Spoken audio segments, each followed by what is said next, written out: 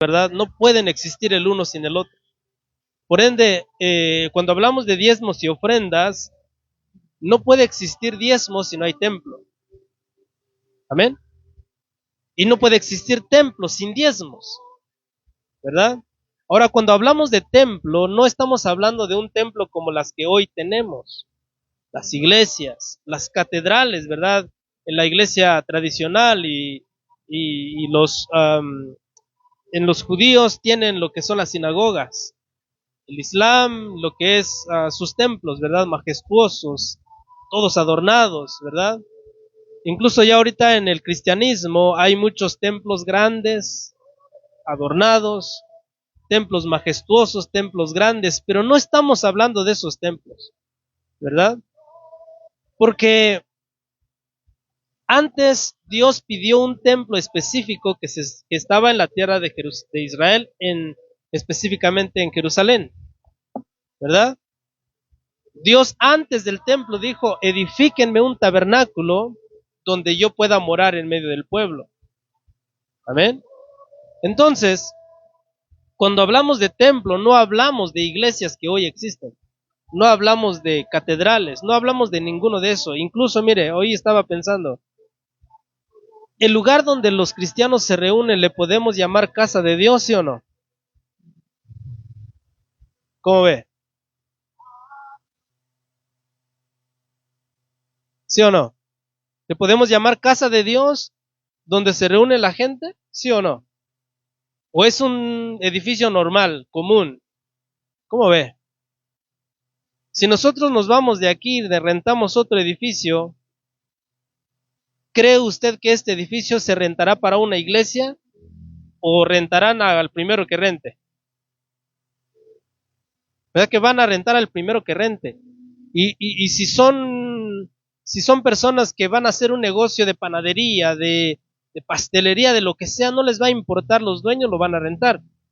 Aunque ahorita nosotros estamos aquí y nos juntamos para leer y escudriñar la palabra de Dios, ¿verdad? Pero cuando hablamos del templo de Jerusalén o del tabernáculo, ¿verdad? No se podía hacer eso. O sea, era un lugar que realmente ahí residía Dios. Hoy nosotros no podemos decir que aquí está Dios, aquí reside Dios, como ese templo de antaño. Aquí nosotros llegamos y nosotros hacemos la iglesia. Cada uno de nosotros, Dios nos dice, tú eres un templo, tú eres un templo, tú eres un templo, tú eres un templo, todos somos templo del Espíritu. Pero antes, la presencia de Dios solamente bajaba en el templo físico. No sé si tengo el templo ahí, mija. Si puede, mire, ahí está. Que este es el segundo templo, ¿verdad? Pero la presencia de Dios no estaba en cualquier lugar, sino solamente en el templo de Salomón y después el de Zorobabel. Amén. Por eso le digo, hermanos, aunque nosotros le podamos llamar a este lugar casa de Dios, no significa que aquí solamente esté Dios, porque allá en la otra esquina está otra iglesia. Allá en la otra esquina está otra iglesia. Está otra iglesia. Entonces, a nivel ciudad, ¿cuántas iglesias tenemos? ¿Verdad? Muchas iglesias. Ahora, creemos que donde se busca la presencia de Dios de verdad, ahí está Dios. Pero en ese tiempo, hermanos, la presencia de Dios solamente residía en un templo físico. Y los que querían adorar a Dios tenían que venir al templo. Por eso cuando viene Jesús y le dice a la mujer samaritana, vienen los días que no tendrán que ir a adorar al templo, sino que ustedes podrán adorar donde sea, porque ustedes serán del templo. No sé si logro sentar el pensamiento, ¿verdad? No puede existir diezmos y ofrendas y votos, primicias, si no hay templo. Y no puede haber templo sin primicias, sin diezmos, sin ofrendas. Ahora, hoy en día, hermanos, no tenemos o no hay templo. Vuelvo y te digo, no confundas templo donde nos reunimos, donde te reúnes en tu pueblo, donde se reúnen los hermanos en otro pueblo. Ese no es el templo de Dios. El templo de Dios es el que estaba en Jerusalén. Ese es el templo de Dios físico, con edificaciones y forrado de oro y todo. Ese era el templo y ahí residía Dios. Hoy nosotros somos el templo, hermanos. Hoy nosotros somos el templo. Y nosotros no podemos estar sacrificando animales, porque el sacrificio perfecto ya vino y es Jesús, ¿verdad? Hemos compartido con ustedes desde que Jesús, o prácticamente desde Abraham, les enseñé que Abraham diezmó. No leemos nada tocante a Isaac si diezmó, pero dicen los teólogos que pudo haber diezmado. La pregunta sería ¿a quién? Porque no había sacerdote en ese tiempo. Pero Abraham diezmó a Melquisedec. Jacob dice que prometió el diezmo, pero ¿será que Jacob diezmó? No nos dice el texto bíblico si lo hizo o no, y cómo lo hizo, y a quién le dio el diezmo. Después de ahí pasan muchos años hasta que Moisés llega al monte Sinaí y establece la ley del diezmo para los levitas. Yo creo que ahorita ya ustedes entienden para quiénes son los diezmos, ¿verdad? Ya no tengo que explicar otra vez. El diezmo era para los levitas. Ahora, dijimos que Moisés se está despidiendo en el libro de Deuteronomio, ¿se recuerda? Está dando las últimas palabras para los hijos de Israel antes de que crucen el Jordán. Y recuerden que vuélveme al tabernáculo, esta cosita que se le llama tabernáculo era un templo movible, o sea, se movía de un lado para otro. Dios se movía y ahí tenían que llevar el tabernáculo. Dios se movía para acá y los sacerdotes tenían que mover esta cosita y llevarse. Se movía Dios para otro lado y ahí van otra vez a moverlo y a instalarlo, ¿verdad? Todo el tiempo. Pero cuando llegan a Israel, cuando conquistan la tierra, se establecen y ya no están moviéndose de un lado para otro. Y el primer lugar donde llega el arca del pacto ya en la tierra de Jerusalén, o más bien ya en la tierra de Israel, es en Silo. A ver, vuélveme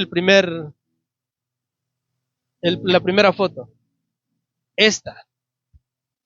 Antes de que el arca del pacto llegase a Jerusalén, el primer lugar donde llegó el arca del pacto a estar por 470 años fue aquí, en este cerro, en este monte. Esta cosita que ve arriba es el museo de Silo, ¿verdad? Porque se encontraron muchas cosas ahí, ¿verdad? Cuando excavaron e hicieron ese museo allí.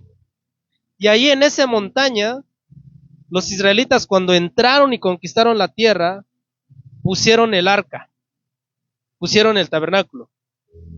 Y dijimos que todas estas cosas, por eso no borré esto, todo esto, las primicias de trigo, cebada, vides, higueras, las ofrendas de paz, de holocausto, de oblación, la ofrenda de pecado, la ofrenda por expiación, los diezmos para el levita, para el sumo sacerdote, el diezmo segundo, el tercer diezmo y los diezmos en animales, todo se llevaba a Silo. Porque ahí estaba la casa de Dios, ahí estaba el tabernáculo. Todo se llevaba ahí. Por 470 años. Todo el periodo de los jueces hasta Samuel. Pero nota,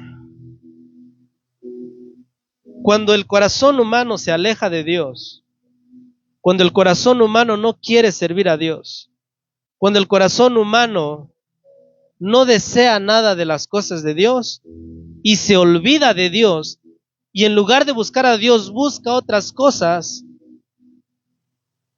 entonces Dios también, no es que se olvide de nosotros, sino que Él como que se separa y dice, ¿no quieres nada conmigo?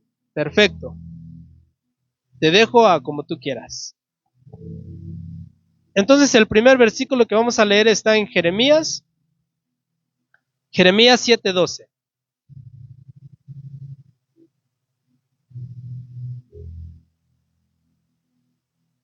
Jeremías 7:12.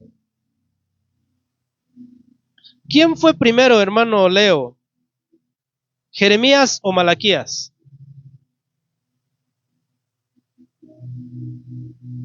¿Fue Jeremías primero? ¿Jeremías en qué tiempo escribe?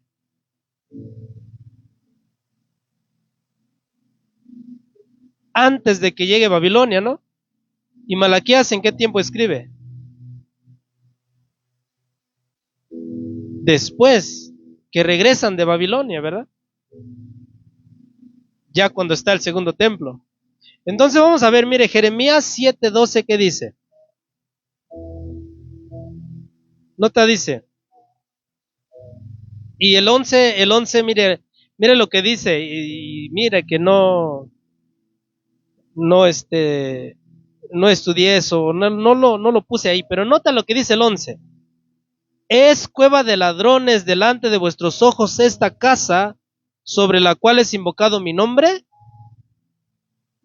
He aquí también yo lo veo, dice Jehová. Y después de eso nota lo que dice el 12. Andad ahora a mi lugar, ¿en dónde?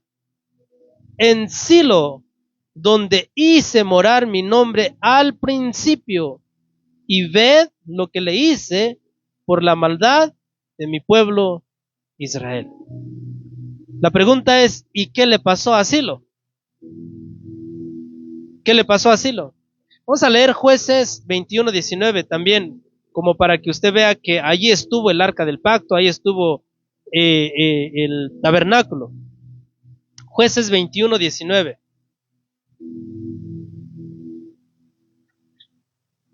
Aquí trata de la historia de los benjamitas, cuando casi fueron exterminados los de Benjamín, porque hicieron un gran pecado. ¿Se recuerda el pecado del levita y su concubina? ¿Alguien ha leído esa historia? ¿Sí?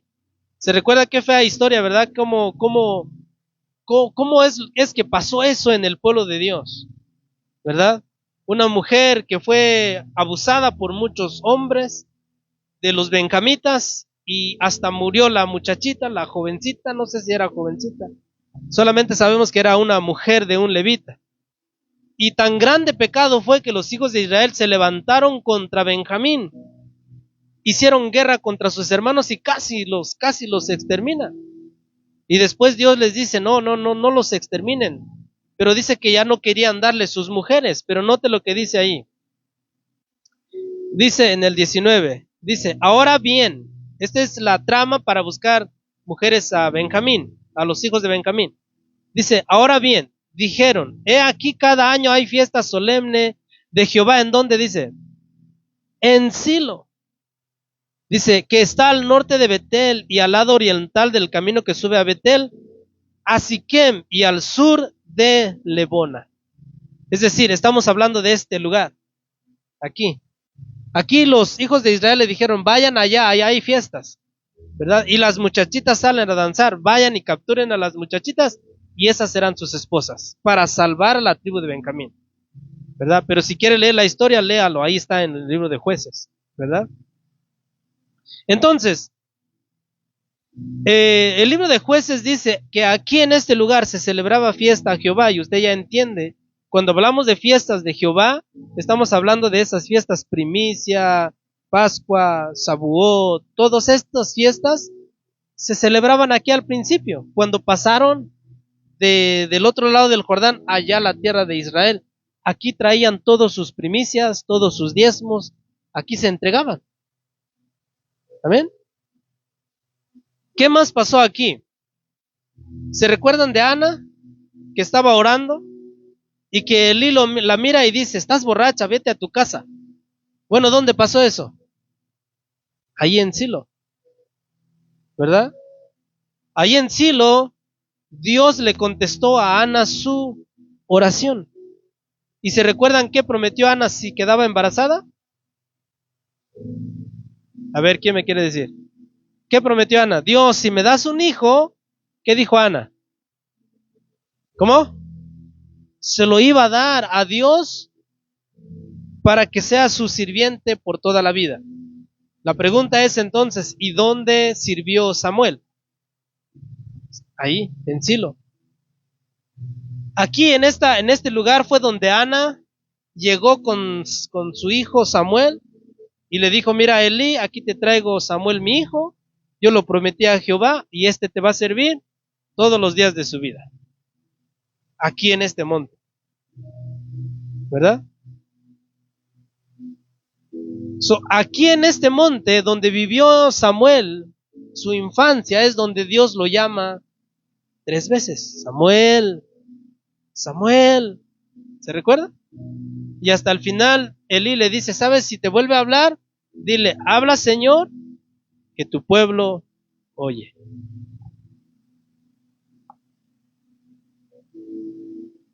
Pero también algo sucedió ahí en Silo. Por eso leímos Jeremías 7:12 primero. Vayan y vean el lugar de Silo donde estuvo mi nombre, cómo está ahorita. Eso se lo dijo Jeremías hace 1000 y tantos años, ya, 2000 y tantos años. Pero ahorita está así. Pero imagínate, ahorita ya lo escarbaron y todo, ya buscaron sitio arqueológico y todo, pero imagínate en ese tiempo cuando Dios le dice a Jeremías, vayan y vean Silo, cómo está. ¿Y por qué dice Dios que lo destruyó? Por el pecado del pueblo de Israel. Ahora, ¿quién estando en pecado puede servir bien a su Dios? Pregunto. ¿Quién cuando está en pecado dice Dios, cuando oras y dices, seguro Dios me va a oír? Y tú sabes que estás en pecado. ¿Estás seguro que Dios te oye? Digo, Dios te oye porque oye todo, pero Dios te pondrá atención si estás en pecado con Él, si estás en rebelión con Él. No. Ahora, cuando estamos en pecado, no queremos servir a Dios. El corazón humano, cuando está en pecado, no quiere acercarse a Dios, ¿o no? Entonces, ¿ustedes creen que los israelitas fueron fieles en todas estas cosas cuando el tabernáculo estaba en Silo? ¿Ustedes qué creen? Primero, aquí es una tierra donde habitaban antes otras personas, otras culturas. Aquí en Canaán había muchos dioses, los Baales, Asera, Astarte, Chemosh, Moloch, muchos dioses. Y cuando llegan los hijos de Israel a esta tierra, muchos de ellos se contaminaron dejando a su Dios y yéndose en pos de dioses ajenos. Entonces, ¿a quién crees que le llevaban más bien sus primicias? A los Baales, a otras deidades que ahí existieron. Digo, existieron en el punto de idolatría, porque no hay otro Dios más que Dios. Pero los hijos de Israel empezaron a pecar y a fallar. De tal manera que en 1 de Samuel 4:10-11 leemos algo. Digo, a ver si es ahí la que quiero leer. Sí. En 1 de Samuel 4:10-11, note lo que dice. Ahí en el encabezado, si usted lo tiene, lo puede leer en su casa también.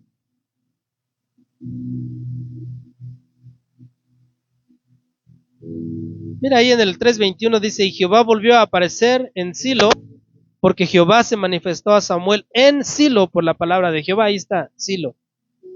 Pero nota el 10 y 11, dice, pelearon pues los filisteos e Israel venció y huyeron cada cual a sus tiendas. ¿Quiénes? Los israelitas. Y fue hecha muy grande mortandad, pues cayeron de Israel 30,000 hombres de a pie. Y el arca de Dios fue tomada, y muertos los 2 hijos de Elí, Ofni y Fines.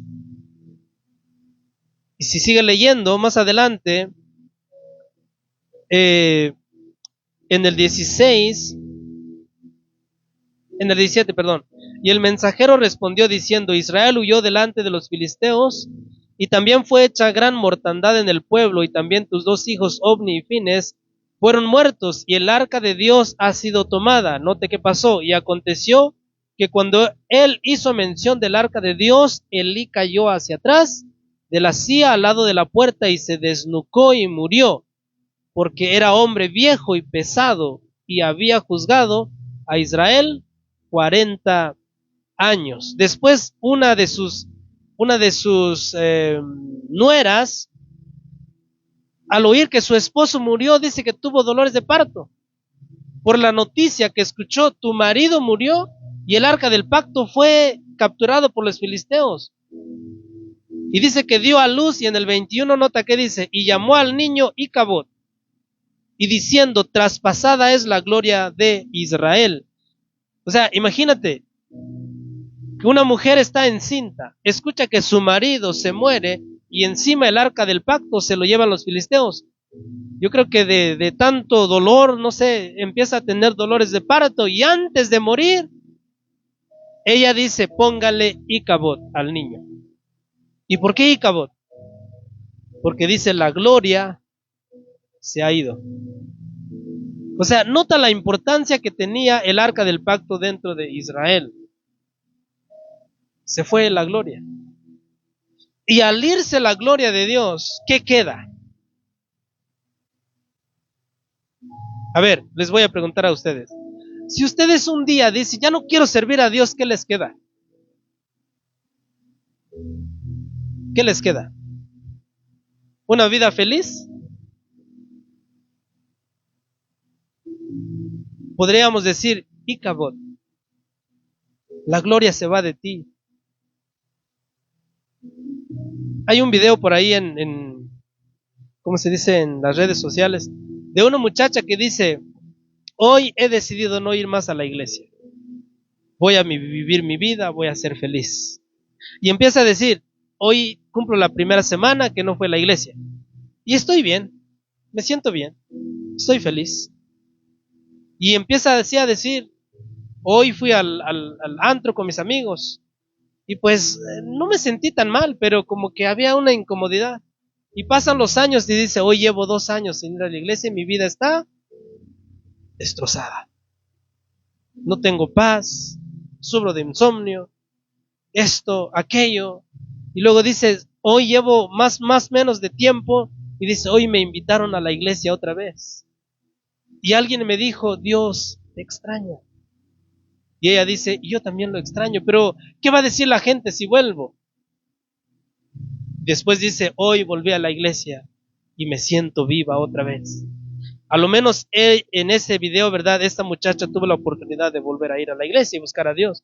Pero muchos de nosotros, si dejamos a Dios y nos vamos de su presencia, nos va a encontrar la muerte, y ahí nos quedamos. Por eso, hermanos, como a veces dice mi esposa, no es como empezamos, porque todos empezamos bien, ¿verdad? Yo me acuerdo que el hermano Carlos decía: yo quería predicarle a todos, pero va pasando el tiempo, ¿verdad? Empezamos bien, pero no es cómo empiezas, sino cómo terminas. Y aquí la mujer le dice: póngale Icabod al niño, la gloria se fue. Y ese mismo día los filisteos tomaron el arca, se lo llevaron a sus ciudades, y ese mismo día dice que llegaron los filisteos aquí. Ponme el arca del tabernáculo, por favor. Hello. Ya se durmió. Ponme el tabernáculo, por favor. Ahí.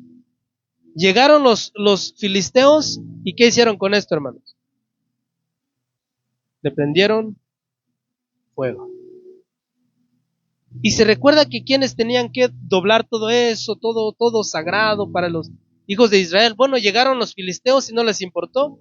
Le prendieron fuego. La gloria se ha ido, ¿verdad? La gloria se fue.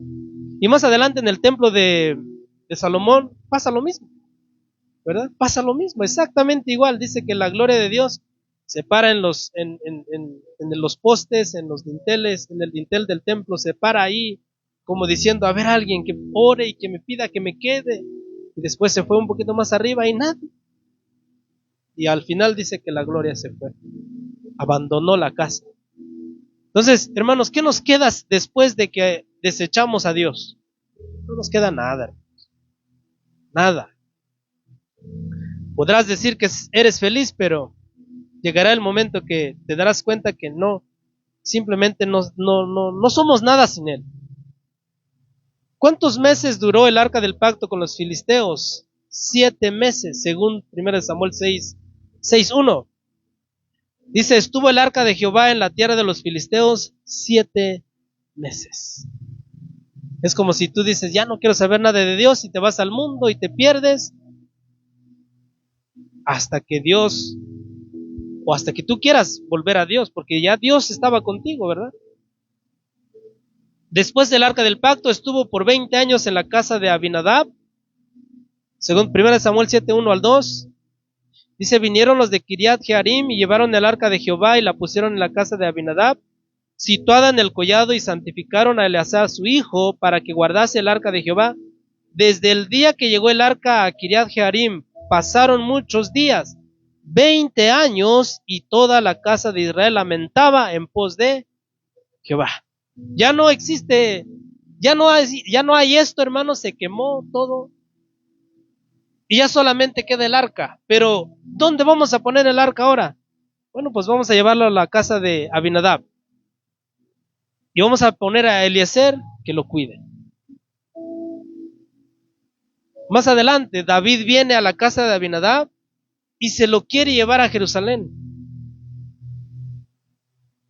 ¿Y cómo lo lleva a David? Dice que con bueyes y con una carreta, y lo pusieron arriba y empezaron a llevarlo el arca por encima de la carreta con los bueyes, y los bueyes se tropezaron y el arca se movió, y un hombre que por querer detener el arca lo toca, muerto, ¿verdad? Lo mató Dios ahí mismo por haber tocado el arca del pacto, porque no era un levita, lo mató. Y David dice que se entristeció y dijo, ¿por qué pasó esto? ¿Por qué mató a Uzi, me parece se llamaba, a este joven? ¿Por qué lo mató Dios? Y dice que lo llevaron a una casa de Obed-Edom. Ya no es en el tabernáculo, es otra casa. Y allí estuvo hasta que David buscó en la ley y dice, los levitas tendrán que llevar el arca del pacto, no los bueyes, no una carreta nueva, sino los levitas tienen que llevar el arca. Y ahí va a David. Lleva a los levitas cargan el arca del pacto y ahora sí lo llevan hasta Jerusalén. Y es ahí donde David danza, ¿verdad? Con todo su corazón, dice, va delante del arca danzando, y hasta Mical, cuando la ve, la menosprecia, ¿verdad? La menosprecia porque estaba danzándole a Jehová. Y de ahí sacan las danzas hoy, ¿verdad? Voy a perder la compostura delante de ti. Bueno, pero Dios dice que Dios es ordenado. ¿Cómo vamos a perder la compostura? ¿Verdad?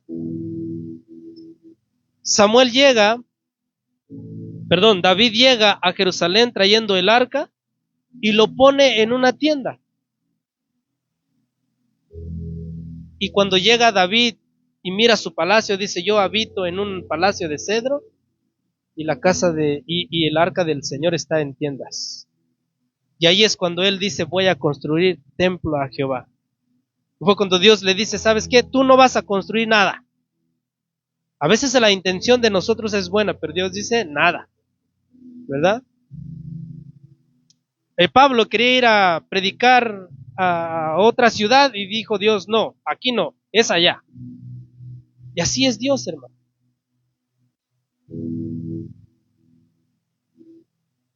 Así que mire, 1 Samuel 7:1-2. A ver qué dice ahí.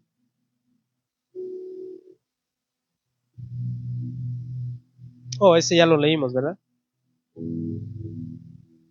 Poco tiempo después de que esto pasó, de que se quemó todo, ya no existe tabernáculo, los hijos de Israel piden rey. Ya Samuel está viejito, sus hijos no andan en sus caminos, y el pueblo de Israel dice, queremos rey, queremos rey, queremos rey. Y dice Dios, ok, dales rey, pero diles lo que va a pasar con ellos. 1 Samuel 8:15. 1 Samuel 8:15.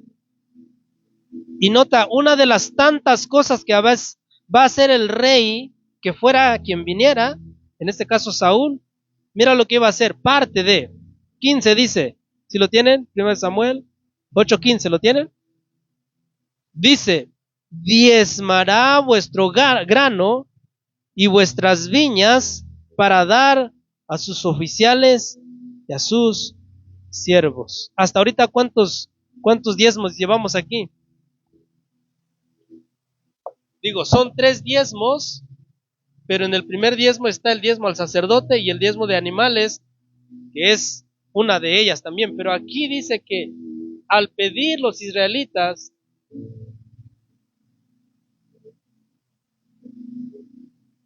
un rey, ¿qué va a pedir el rey? ¿Qué va a pedir? El diezmo. Entonces, ¿cuánto ya llevamos aquí en lo que son de esta parte? ¿Cuánto es el porcentaje que ya cada año tienen que entregar ya con la monarquía a los hijos de Israel? 30%, ¿verdad? Ya son el 30%. Ya cada vez va minimizando la ganancia del agricultor, ¿verdad? Entonces nota, al poner rey, solitos ellos se ponen otra carga, ¿verdad que sí? Al nosotros dejar a Dios, ¿qué ponemos sobre nuestras espaldas? Más peso sobre nosotros solitos. Porque a lo menos cuando estamos sirviendo a Dios y pasa un problema, tenemos a quien llorar, tenemos a quien acudir, tenemos a quien decirle, Dios, ayúdame. Pero si te vas, ¿a quién vas a llorar? No hay nadie. Hermanos, no todos los que te hablan y te preguntan tus situaciones porque de verdad te aman. Hay unos que solamente quieren saber el chisme para regarlo, ¿verdad? Así que no te creas que, ay, es que me pregunta, es que le intereso. No, a veces solamente quieren saber, para ver qué tanto van a llevar de noticia a otro lado, ¿verdad? Entonces tenga cuidado, hermano.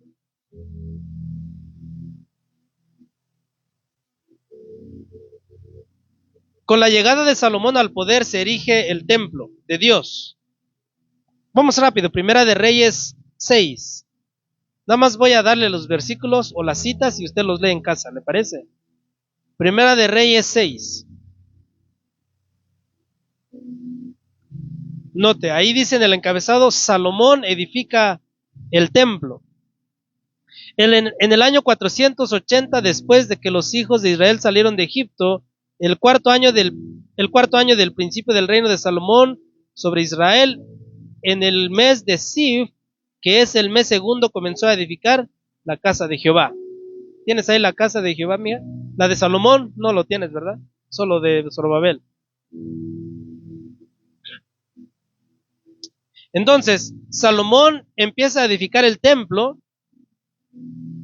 y el arca del pacto vuelve al lugar santísimo, ¿verdad? Porque se recuerda cuando se destruyó eso, cuando los filisteos lo quemaron, automáticamente también el lugar santísimo fue quemado. Después de ahí, el arca del pacto habitaba en tiendas, ya no todo el arca, ya no todos los utensilios, solamente el arca del pacto. Pero después que se erige el templo, Salomón edifica también el lugar santísimo y de ahí llevan el arca del pacto al lugar santísimo. Ponme el templo, mía, por favor. Ahí. El lugar santísimo estaría hasta la esquinita allá. Si me apuntas ahí, mija, más o menos dónde estaría el lugar santísimo. Arriba, porque esos son los ahí. Ahí estaría el lugar santísimo y ahí metieron el arca del pacto. Aunque este es el segundo templo, ¿eh? Así que el arca del pacto vuelve al lugar santísimo y al haber templo, otra vez vuelve la ley. En Primera de Reyes 8, usted puede ver, Salomón traslada el arca al templo. Léalo usted en casa. Primera de Reyes 8.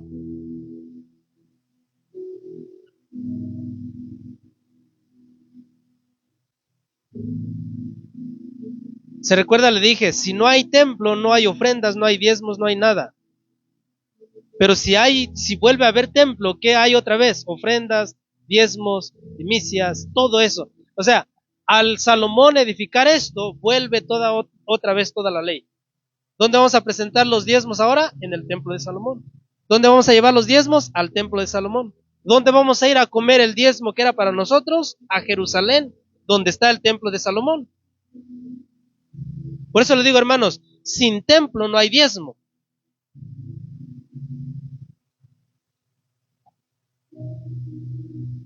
Las fiestas se volvieron a realizar, los diezmos volvieron a ser una obligación para los hijos de Leví, para que pudieran trabajar en el templo.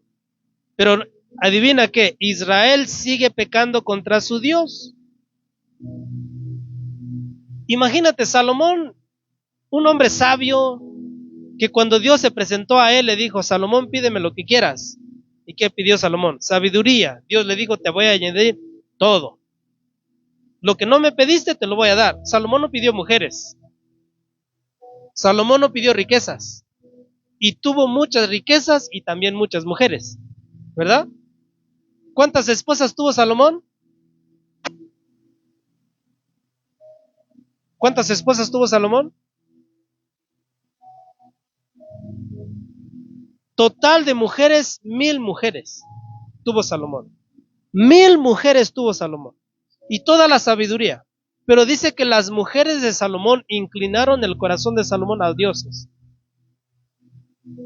Es decir, bueno, hay un tema aparte, ¿verdad? Por eso Dios dice, mira, únete a uno de tu misma fe, porque si no va a inclinar tu corazón a servir a sus dioses. Salomón en sus días de vejez construyó templo a Baal, templo a Astarot, templo a Astarte, templo a templo a aquel. Aunque dice, mi Dios Yahvé, no me lo toque. Pero también voy a elegir elegir este. Es decir, nota, el propio rey empezó a pecar. Y la primera cosa que pasa después de que Salomón peca es que Dios le dice, voy a dividir tu reino, no en tus días, pero en el día de tu hijo.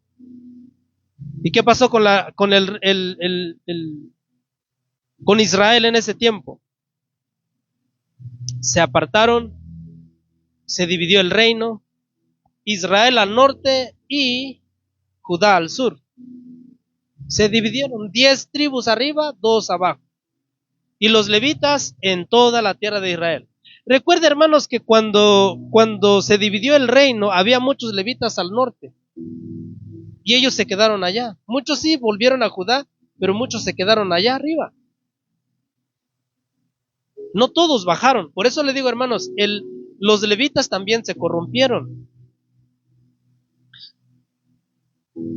Primera de Reyes 12, 25 al 30.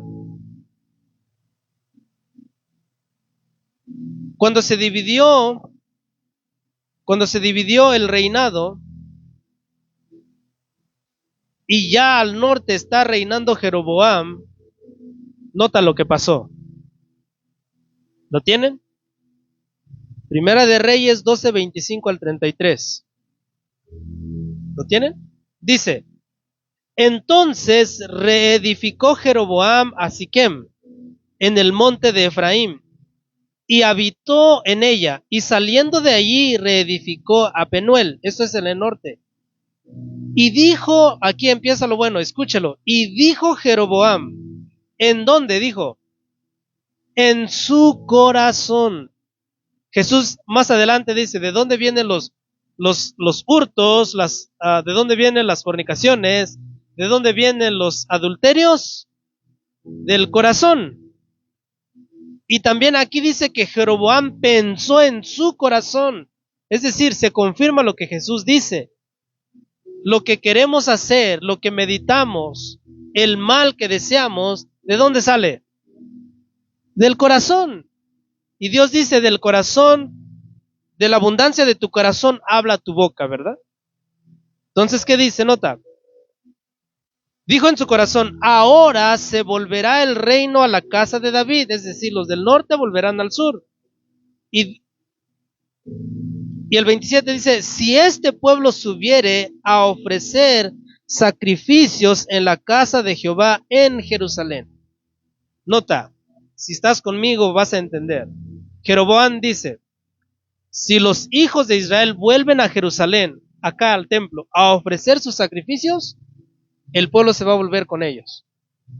Entonces, ¿qué idea Jeroboam dice? Porque el corazón de este pueblo se volverá a su señor Roboam, rey de Judá, y me matarán a mí y se volverán a Roboam, rey de Judá. ¿Y qué hicieron entonces? Dice, y habiendo tenido consejo, hizo el rey, nota, 2 becerros de oro, y dijo al pueblo, bastante habéis subido a Jerusalén, es decir, ya no vayas tanto, ya fuiste mucho a Jerusalén. He aquí tus dioses, oh Israel, los cuales te hicieron subir de la tierra de Egipto. Y puso uno en Betel. ¿Se recuerda qué pasó en Betel? ¿Quién se acuerda qué pasó en Betel? ¿No se acuerdan? ¿Dónde soñó Jacob escaleras? Fue en Betel. Así que mira que Jeroboam pone un becerro de oro donde Jacob soñó esa escalera y ángeles subían y bajaban. Es decir, como que, ¿qué dijo Jacob? Esto es casa de Dios, puerta al cielo. Pero Jeroboam, ¿qué dice? No importa, ponemos un becerro de oro. Dice, y puso uno en Betel y otro en Dan. Y esto fue causa de pecado porque el pueblo iba a adorar delante de uno hasta Dan. Hizo también casas sobre los lugares altos e hizo sacerdotes de entre el pueblo que no eran de los hijos de Leví. Entonces instituyó Jeroboam fiesta solemne en el mes octavo a los 15 días del mes, conforme a la fiesta solemne que se celebraba en Judá, y sacrificó sobre un altar. Así hizo en Betel, ofreciendo sacrificios a los becerros que había hecho. Ordenó también en Betel sacerdotes para los lugares altos que él había fabricado. Sacrificó pues sobre el altar que él había hecho en Betel a los 15 días del mes octavo, en el mes que él había inventado de su propio corazón, e hizo fiesta a los hijos de Israel y subió al altar para quemar incienso. Nota qué hizo este Jeroboam, y todo por causa del pecado de Salomón. Ahora dice, ya no vayan hasta allá, miren, aquí están sus dioses, ¿verdad? Ya no vayan a Jerusalén. ¿Qué Dios les dijo antes de cruzar el Jordán? Ustedes irán a donde yo ponga mi nombre, ahí me tendrán que adorar. ¿Y qué pasó? Dice, no, ya no, aquí. Por eso, hermanos, otra vez el mensaje no es como tú quieres servir a Dios, es como Él quiere que le sirvamos, ¿verdad? Yo pienso que la vestidura no tiene nada que ver. Bueno, eso es lo que tú piensas tú. Pero ¿qué tal si buscas la palabra de Dios? ¿Qué dice? ¿Qué dice la Biblia tocante a la vestidura? Dice que debemos de vestirnos con pudor, ¿verdad? Y ahí está. Por causa de ese pecado, los israelitas al norte no dejaron su pecado. Cada vez que venía un rey, hacía lo mismo. Venía otro rey, hacía lo mismo. Venía otro rey, hacía lo mismo. ¿Qué pasó con ellos? Vinieron los asirios, se los llevaron. Ahora, ¿dónde llegaron los hijos de Israel? ¿Cree usted que siguieron dando diezmos, ofrendas? Se paró de dar eso. Pero los de Judá dijeron, nosotros somos los verdaderos, ¿cómo se dice? La línea davídica. Nosotros sí somos los buenos. Bueno, pero tampoco ellos no fueron mejores. Leemos ahorita no, pero leemos en Ezequiel, que Dios le dice en visión a Ezequiel, mira Ezequiel, te voy a llevar al templo de Jerusalén. Y cuando llega en visión al templo de Jerusalén le dice, escarba allí. Dice que Ezequiel escarba. Y dice, ahora entra, hijo de hombre. Y cuando entra allá adentro al templo, ¿verdad? Encuentra sacerdotes de Israel quemando incienso a ídolos, ¿verdad?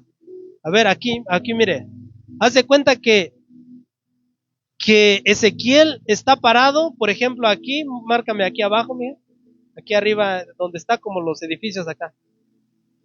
Aquí. Ahí arriba, donde está, ahí. Imagínate que ahí estaban los sacerdotes quemando incienso a Moloch, a Chemosh, al dios Dagón, por ejemplo, a los Baales, y acá adentro donde está el lugar santísimo, ahí sí se miraba, es un templo sagrado, ¿verdad? Pero aquí afuera, los sacerdotes estaban quemando incienso a ídolos, y no pararon de hacer eso. Dice que las mujeres endechaban a Tamuz. Tamuz era el dios de la fertilidad, es decir, las mujeres que no podían tener hijos iban a endechar a Tamuz, lloraban a Tamuz, le pedían a Tamuz, Tamuz, dame un hijo, Tamuz, y estaba ahí el Dios de Israel. Los que estuvieron en el estudio del arca del tabernáculo, ¿cómo estaba orientado el tabernáculo? ¿Se recuerdan? ¿Se recuerdan cómo estaba? ¿Dónde estaba el lugar santísimo? Estaba al este, ¿verdad? Porque ¿de dónde sale el sol? Del west, ¿verdad? Entonces nosotros aquí, el sol sale de ese lado, ¿no? Y se oculta allá. Bueno, el arca el tabernáculo debía de estar orientado hacia allá, para que cuando tú entres al lugar para adorar a Dios, le estás dando la espalda al sol. Es decir, estás diciendo, yo no adoro al sol, yo adoro a Dios. Entonces, cuando tú le das la espalda al sol, ¿verdad? Le estás diciendo, tú no eres mi Dios. Pero los sacerdotes en el templo de Salomón, los levitas que debían de adorar a Dios, dice que se inclinaban dándole la espalda a Dios e inclinándose y adorando al sol. Y todo eso no se perdió, hermanos. Siguieron pecando y pecando y pecando. ¿Y qué pasó? Vinieron los de Babilonia y se los llevaron al exilio. Ahora ya no hay Israel. Los del norte se los llevaron los asirios, los del sur se los llevaron los babilonios. ¿Qué queda del pueblo? Nada. ¿Y todo por qué? Por causa del pecado, hermanos. Ahora pasan 70 años, se recuerda que es Daniel está buscando entre los libros y encuentra a Jeremías que dice, 70 años estarán los hijos de Israel en el exilio. Y vuelven los hijos de Israel al cabo de los 70 años con Zorobabel a la cabeza. Esdras 3:1.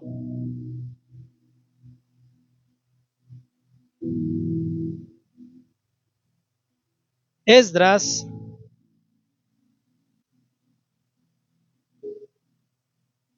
2.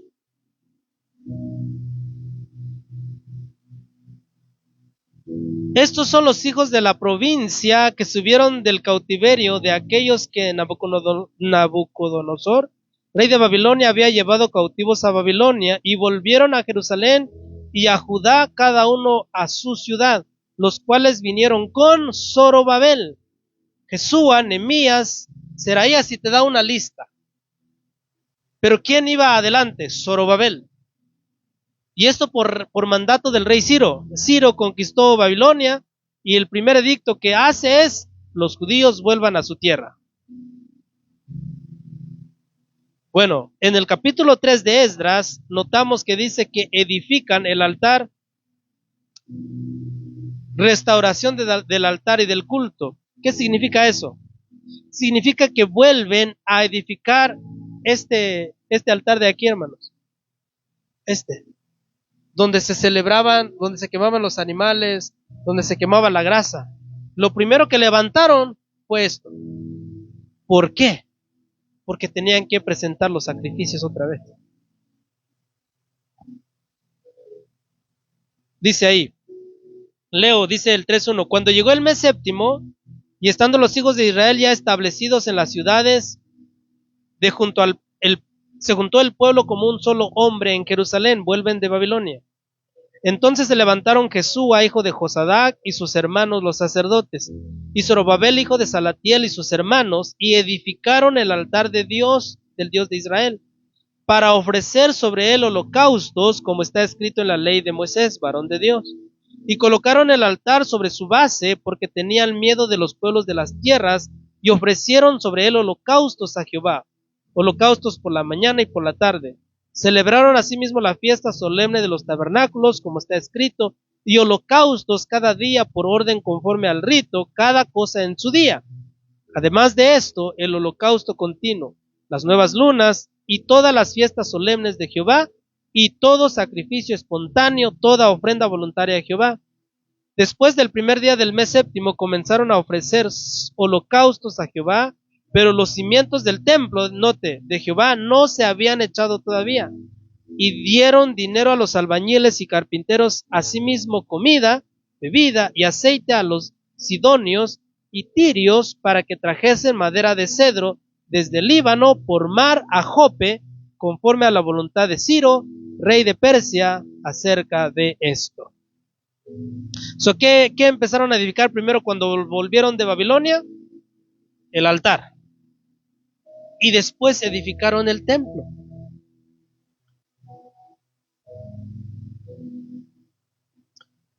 Se vuelven a celebrar las fiestas y también los levitas vuelven a sus servicios, por ende los diezmos se vuelven a exigir como parte de la ley de Dios. Nehemías 12, 44 al 47.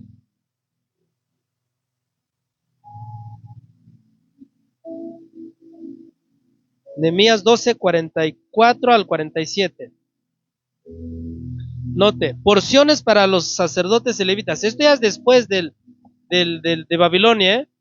En aquel día fueron puestos varones sobre las cámaras de los tesoros, de las ofrendas, de las primicias y de los diezmos, para recoger en ellas, de los ejidos de las ciudades, las porciones legales para los sacerdotes y levitas, porque era grande el gozo de Judá con respecto a los sacerdotes y levitas que servían, y habían cumplido el servicio de su Dios y el servicio de la expiación, como también los cantores y los porteros conforme al estatuto de David y de Salomón, porque desde el tiempo de David y de Asaf, ya de antiguo había un director de cantores para los cánticos y alabanzas y acción de gracias a Dios.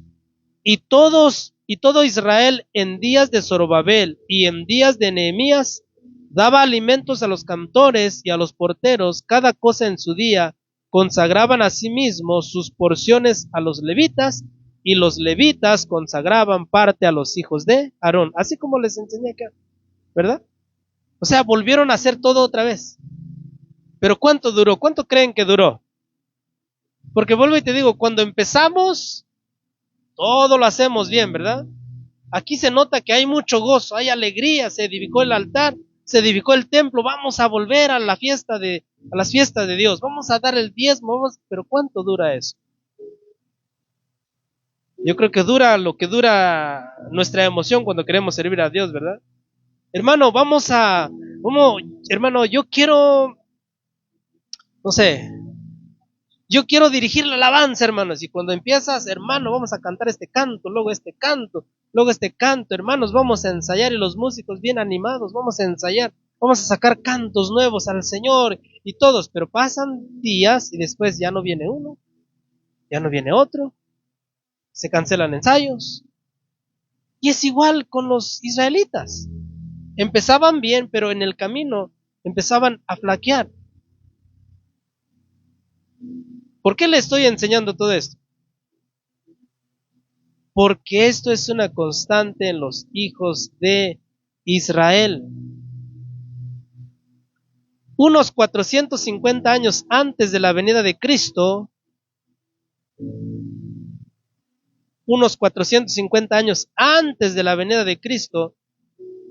hay un profeta que escribe unas ciertas palabras que no sé si vamos a avanzar hoy, pero este profeta dijo: ustedes me han robado. ¿Quién es? ¿Quién dijo? Malaquías. Malaquías, bueno, a nosotros se nos pone como el último libro de la Biblia, ¿verdad? Del Nuevo Testamento, del Antiguo Testamento. Más o menos 450 años antes de que naciera Cristo, Nehemías escribe: vosotros me habéis robado. ¿En qué te hemos robado? En vuestros diezmos y ofrendas. Y de eso se agarran los pastores hoy para exigirle el diezmo a los hermanos. Ahora, vamos a ver si eso aplica. Ahora la pregunta es, ¿cuántos años habrían pasado desde Nehemías, Esdras hasta Malaquías? ¿Cuántos creen? A ver, vamos a jugar un poquito aquí. Esdras, Nehemías, Zorobabel vienen de Babilonia, llegan a Israel, edifican el templo, los israelitas empiezan a dar sus diezmos y ofrendas. ¿Cómo cuánto tiempo cree usted que había pasado desde Esdras, Nehemías hasta Malaquías para que ya Malaquías diga, ustedes me han robado? ¿Cómo cuántos creen? A ver, hermano Carlos, ¿cuánto? Unos 40 años, hermano Leo. Estuve investigando un poquito y dice que Malaquías fue contemporáneo con Nehemías. Así que, ¿qué significa ser contemporáneo? O sea, que vivieron en la misma época. O sea, que vivieron Nehemías fácil conoció a Malaquías.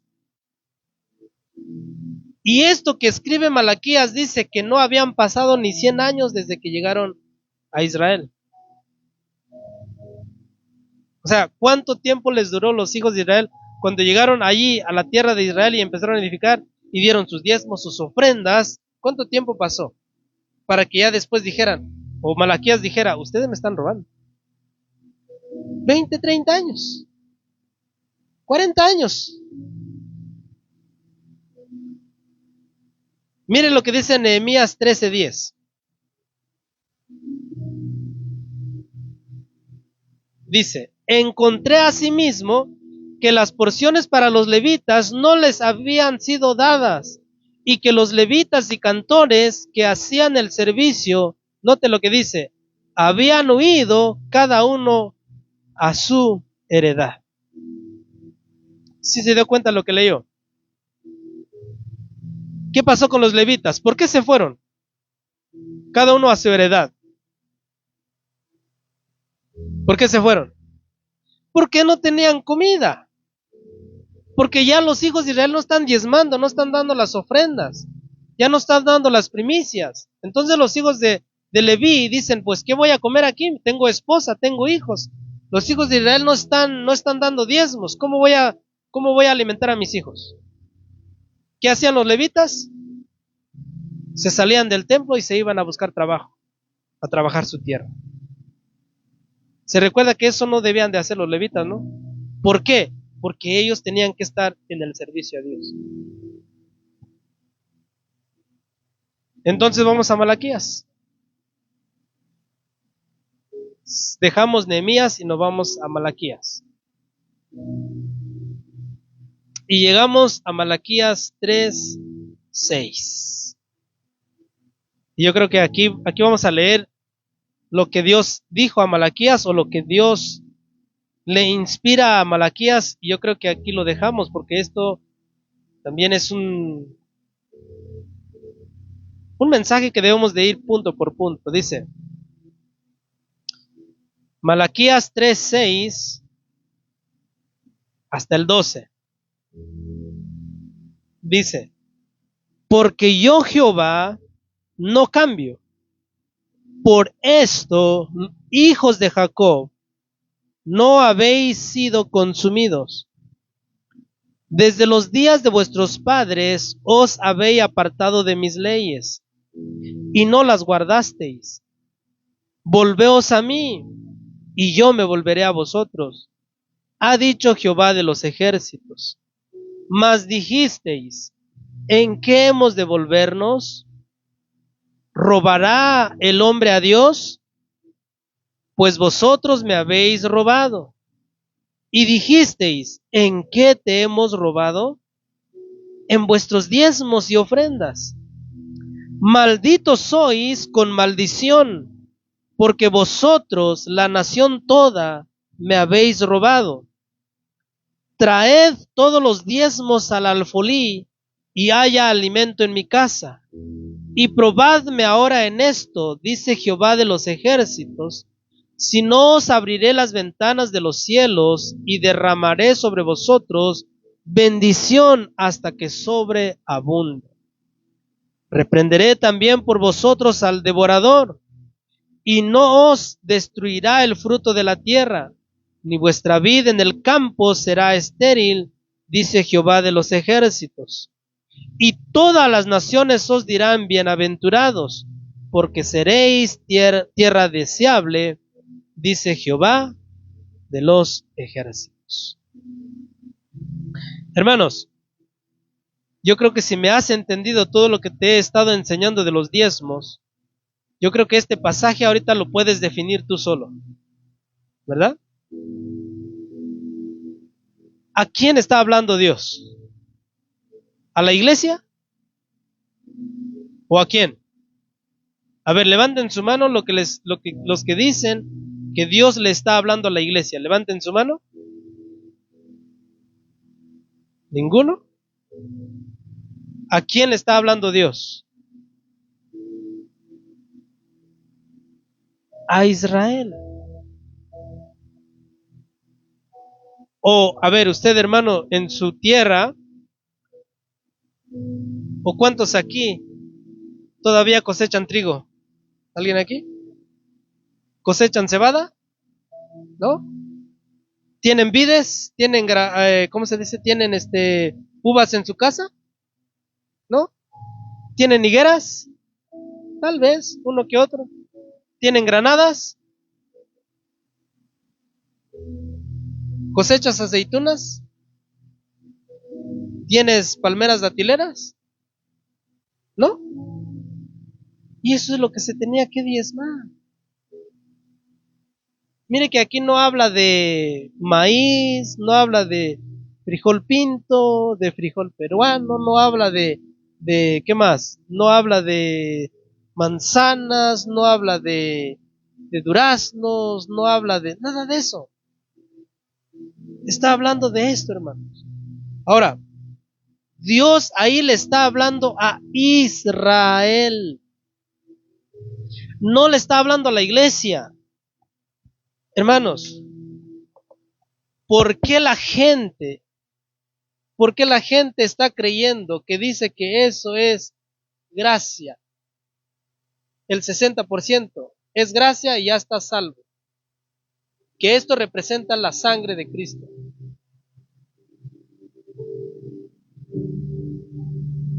No estoy dando esa doctrina, pero está ahí una predicadora que dice, el 60% ya lo tienes. Dice que para que llegamos al hombre perfecto, como dice las escrituras, llegar al varón perfecto. Dice esta señora que cuando creemos ya tenemos el 60%. Así que si no hacemos el 40%, igual nos salvamos. ¿Por qué? Porque la gracia ya nos salva. Pero para que lleguemos a ser el varón perfecto, necesitamos otros 40%. Entonces ella dice, y el 40%, ahí vienen los diezmos. Ahí viene esto, ahí viene esto, ahí viene esto. Cuando tengas esto, vas a llegar al varón perfecto. Pero si no diezmas, nunca vas a llegar. Ahora suena bonito, ¿no? Pero esto es un error. Jesucristo, cuando Él vino al mundo a poner su vida para salvación, nos da un 100%. No necesitamos esto. Ahora, llegar al varón perfecto sí lo necesitamos, pero no por esto. Esto sí aplica, hermano. Para llegar al varón perfecto, necesitamos lo que la Biblia le llama santificación todos los días. Matar cada día el yo para que Cristo viva en mí, dijo el apóstol Pablo. ¿verdad? Pero seguramente hay muchos, y ojalá no ustedes, ¿verdad? Pero hay muchos en las iglesias que creen esto y que cuando les toca predicar, enseñan lo mismo. Por eso, hermanos, tengan cuidado con lo que están viendo, ¿verdad? Hermanos, nosotros, la iglesia, no estamos sujetos a la ley, por lo menos a este tipo de ley, ¿verdad? La sangre de Cristo es suficiente para que seamos salvos. Es suficiente. No hay otra cosa que le puedes añadir, ¿verdad? No hay otra cosa. Su sangre nos limpia de todo pecado. Si tú vas a querer aplicar algo, ya no estás bajo la gracia, estás bajo las obras de la ley, ¿verdad? Entonces, tenga cuidado con lo que ve y a quién mira y a quién sigue en las redes sociales, ¿verdad? Y cuando vaya de visita, tenga cuidado, no vaya a ser que le anden dando, como dicen por ahí, gato por liebre, ¿verdad? Tenga cuidado, hermanos. No porque esté bien vestidito y con corbata y trayendo la Biblia, ya todo es cierto, ¿verdad? No se confunda, no se equivoque, ¿verdad? Porque estas personas se presentan como los muy poderosos, ¿verdad? Porque todo lo pueden. Como digo a mi esposa, ¿verdad? Hay predicadores que dicen que detienen la lluvia, imagínate, ¿verdad? Tengan cuidado, hermanos. No todo lo que les están enseñando o lo que enseñan ellos es verdad. Aquí Malaquías nos relata como una conversación entre Dios y el pueblo. Es algo muy interesante, porque Dios le dice al pueblo, ustedes me han fallado. El pueblo dice, ¿en qué Dios? Dios dice, en vuestros diezmos. Y empieza una conversación, ¿verdad? Y es muy interesante. Entonces lo vamos a ver en el siguiente mensaje para que lo pongamos esto de una manera, de una sola predicación para ver si es que esto aplica a la iglesia o solamente era para el pueblo de Israel. Y vamos a ver, si Dios permite, ¿verdad? Vamos a ver que Jesús habló del diezmo. Pero vamos a ver en qué época habló, si es antes de la gracia o después de la gracia, ¿verdad? Porque muchas veces creemos que Jesús, ya la vida de Jesús es tiempo de gracia, y no es cierto. Jesús todavía vivió en la época de la ley. La gracia empieza desde que Él resucita. Amén. Entonces todo lo que dijo antes fue en el tiempo de la ley. En realidad el Nuevo Testamento debería de empezar con Hechos, no con Mateo, Marcos, Lucas y Juan. Ellos vivieron en el tiempo de la ley. Bueno, también la gracia, ¿verdad? Pero todos los dichos de Jesús, todo lo que predicó y enseñó era tocante a la ley. Él vivió la ley, Él cumplió la ley, ¿verdad? Y nosotros ya estamos en el tiempo de la gracia. Amén. Entonces vamos a ver todo eso si Dios lo permite. Amén. Hasta ahí nos quedamos entonces. Recuerden, nos quedamos en Malaquía 3:6 en adelante. Vamos a dejarlo ahí para que en el siguiente mensaje nos metamos de lleno a eso.